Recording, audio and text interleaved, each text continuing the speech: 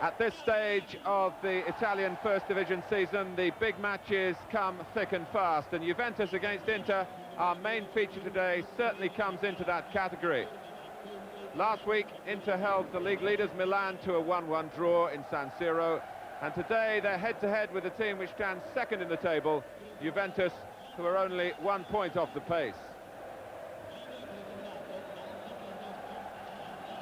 Inter make 2 changes from the side which got that draw against Milan last week, and they're designed to give a more attacking emphasis even in this an away match. Out goes Beppe Baresi, and at number 7 Stefano Desideri comes in to give some thrust on the right-hand side of midfield, and Ciocci, Massimo Ciocci, replaces Fontolan in attack. Of course, it's a very special afternoon for Giovanni Trapattoni, who returned last summer to coach Juventus after 5 successful seasons with Inter.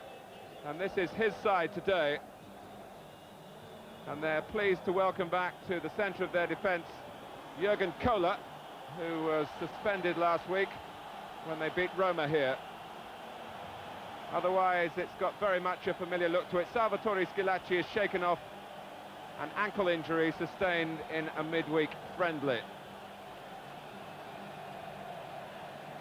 Well, Trapattoni, 6 titles in his first spell with Juventus, 76 to 86, and 1 further championship in those 5 years with Inter. Inter 5th in the First Division. Here's Montanari. Oh, what's he done here? Casiraghi, mowed down by Zenga, penalty. And Zenga and Casiraghi with an amazing confrontation there.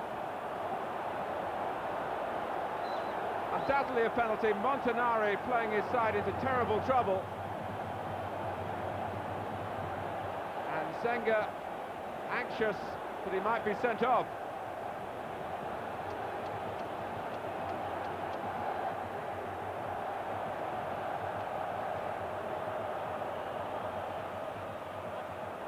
Inter really can have no complaints, but it rests with Roberto Baggio.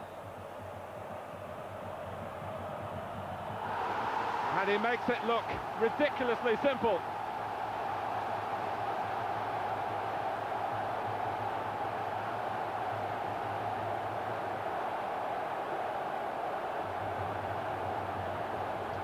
Juventus 1, Inter 0.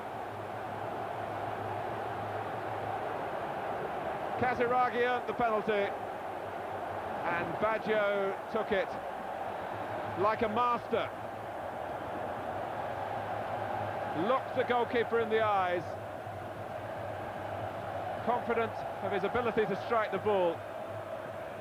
And the look at Zenga detected where the goalkeeper was diving away to, so that Baggio quite simply could stroke it into an unattended part of the goal.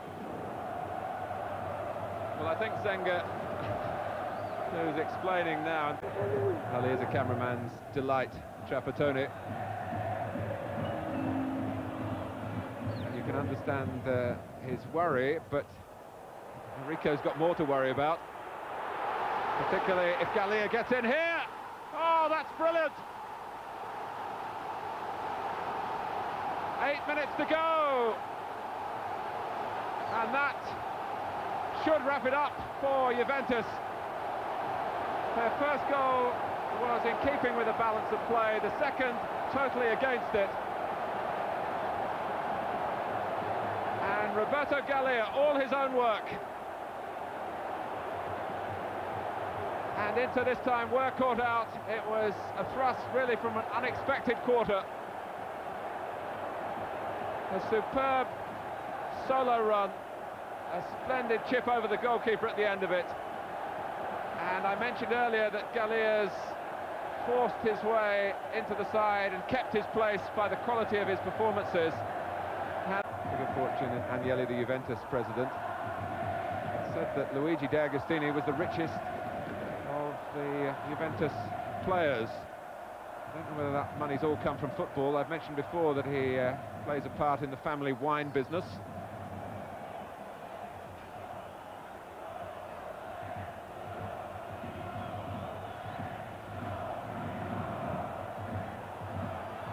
Bertie, penalty! Penalty! And the game isn't over. We are in the last minute.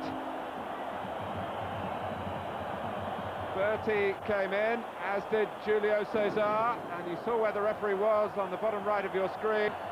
And from his angle, it was an instant response. Now Baggio has a word with Taccone.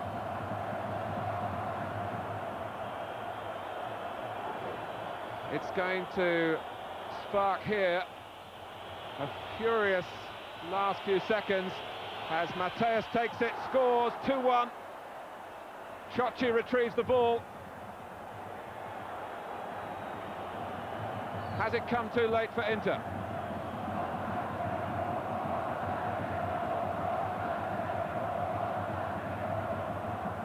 Matthäus taking the route with power, and Taccone, advised by Baggio, went the right way, could only thrust it on and up into the roof of the net.